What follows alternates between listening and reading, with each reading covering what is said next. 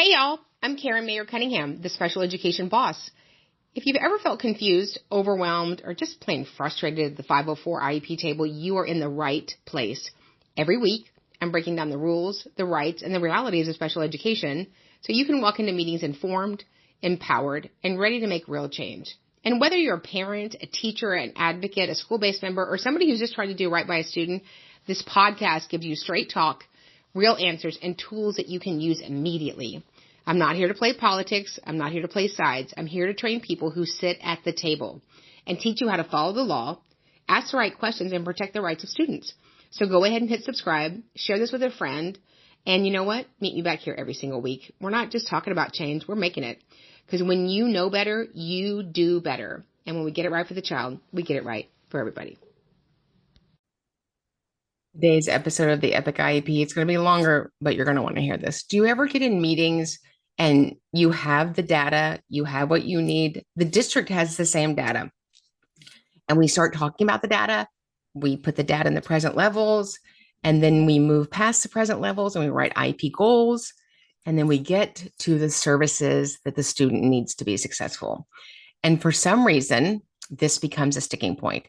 And so many parents and advocates want to know why this is a sticking point. I'm just going to share this with you. This is one of my favorite stories, and I want you to learn from it. If we get stuck in the Epic IEP writing, trying to figure out why somebody is saying no to what the student needs, you are wasting your time. It doesn't really matter why. When I first started special eding in the 90s, when I was young and still had a thyroid, and I used to think that the school was against me, that they could do all this stuff for my son and they weren't doing it on purpose.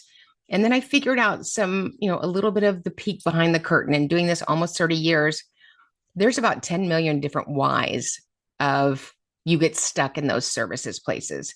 I don't find it's money. I usually find that it's power and control, but either way, it doesn't matter. We, as an IEP, are obligated to write an IEP to enable the student to make progress appropriate in light of their circumstances. So you've got to be ready for all the goofiness that happens when you talk about services and the schedule of services. And so we're in this meeting, we're writing this IEP, and we finally agree. Now, the meeting started out that she is doing fantastic, great, amazing, awesome, love her in the classroom. Okay. I'm not really sure what the word fantastic means. You have to quantify everything, right? So she didn't pass the state test. She doesn't do good on her district assessments. She doesn't do good on her testing. And she reads 13 words correct per minute in fourth grade. And the lady goes, yeah, she's doing fantastic. I said, so I wouldn't call that fantastic. The average fourth grader reads around 120 words correct per minute. So this is a massive gap. And she said she is not a behavior problem. What? We've got to stick to the four-letter word, man, that starts with F. Fact. What is the fact? The fact is we have this deficit and we have to write minutes to support it. That meeting went on for 4 different meetings. We've identified the need. We wrote these goals. You have to have services to support that, right? And she had been in gen ed her whole time in school. So at 4th grade, how many years has she been in gen ed? She's been in school for 5 years. So we've done it your way. We're going to have to pivot, and she needs resource. Now, when you say resource, people flip out. You know why? Because resource is probably one of the most expensive settings for special ed in a public school. And they were on the floor. We brought in attorneys. We brought in the director of greatness, the international coordinator for curriculum. She's there. We're so worried. You ever hear this in a meeting? We're so worried what's going to happen if she leaves the general ed classroom. She would learn to read. I know, but I want her to hear state standards. She has to hear state standards. Where does it say that? Like, just tell me where it says that, right?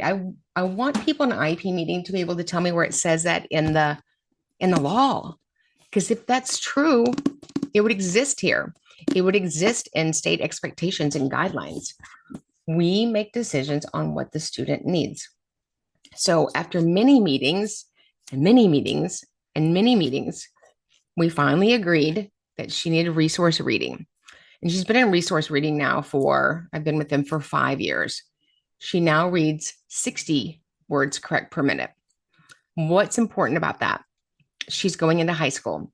Average high school going in reads about 150 words correct per minute.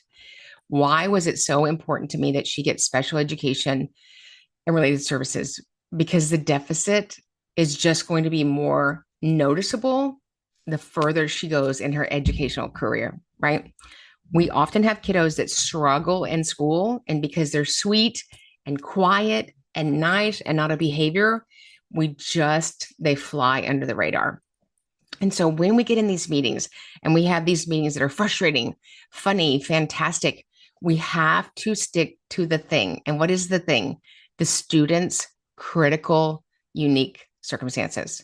And we are obligated to program and write an Epic IEP based upon what this kiddo needs right now. We don't wait. We don't say they're lovely. We don't say they're well behaved. We address whatever their needs are. And so I want you to know that when you get in these meetings, somebody at some point is probably going to say no. And it may be based on something you never know why.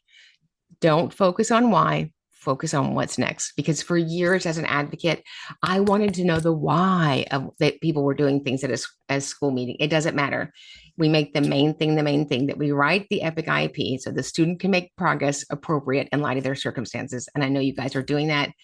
Keep being great. Remember, if you don't know if something is the truth, ask for it in writing, right? If somebody in a meeting is telling you we can't do that, or it's not the requirement or the expectation or the state standard, then just say this: can you give me that code and that statute by email by close of business tomorrow? And sometimes you'll figure out that the why was not the why that you were thinking of. So we'll see you guys in the next training.